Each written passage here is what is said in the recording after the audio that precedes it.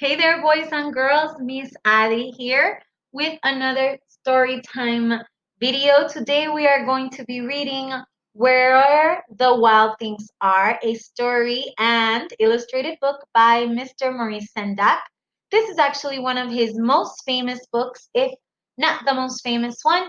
And he also wrote these stories about a bear that's called Little Bear. So let's get started with our story.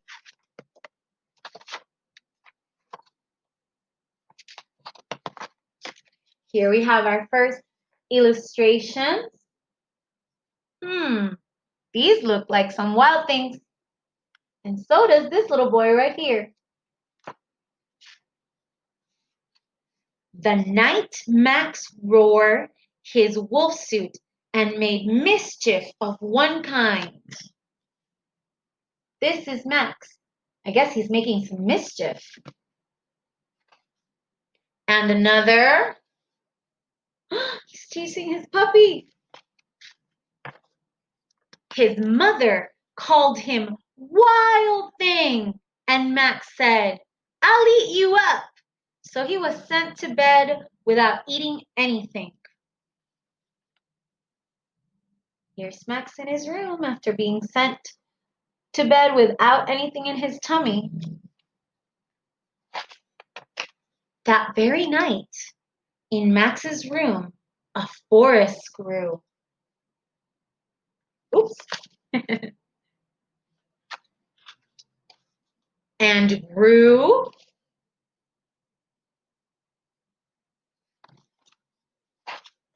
and grew until his ceiling hung with vines and the walls became the world all around. Ah. And an ocean tumbled by with a private boat for Max, and he sailed off through the night and day. And look, the little sailboat even has his name on it. And in and out of weeks and almost over a year to where the wild things are.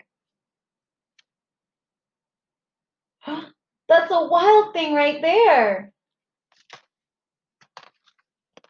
And when he came to the place where the wild things are, they roared their terrible roars and gnashed their terrible teeth and rolled their terrible eyes and showed their terrible claws. Here are the terrible teeth and the terrible roars and the terrible claws.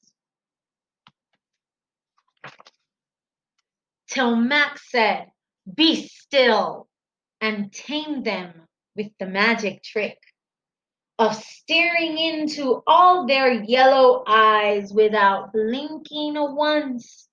And they were frightened and called him the most wild thing of all.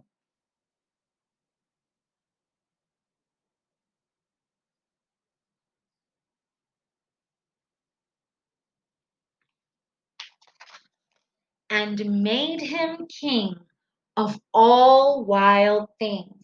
And now, cried Max, let the wild rumpus start.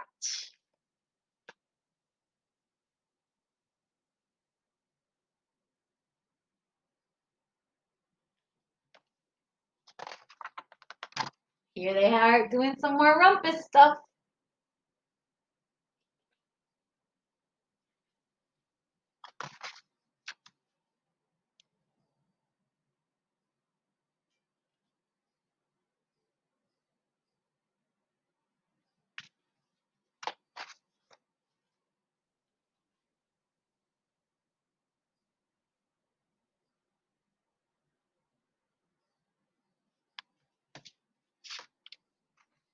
Now stop, Max said, and sent the wild things off to bed without their supper. And Max, the king of all wild things, was lonely and wanted to be where someone loved him best of all. Then, all around from far, far away across the world, he smelled good things to eat. So he gave up being king of where all the wild things are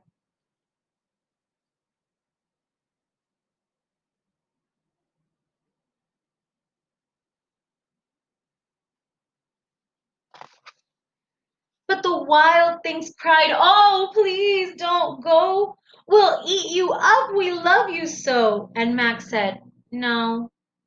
The wild things roared their terrible roars and gnashed their terrible teeth and rolled their terrible eyes and showed their terrible claws.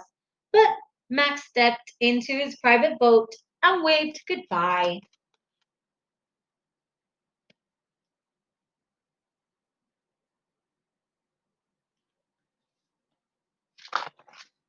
and sailed back over a year and in and out of weeks and through the day.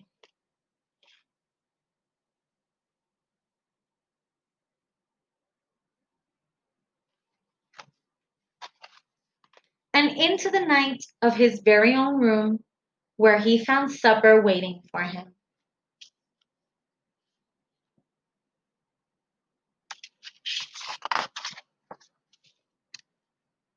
And it was still hot.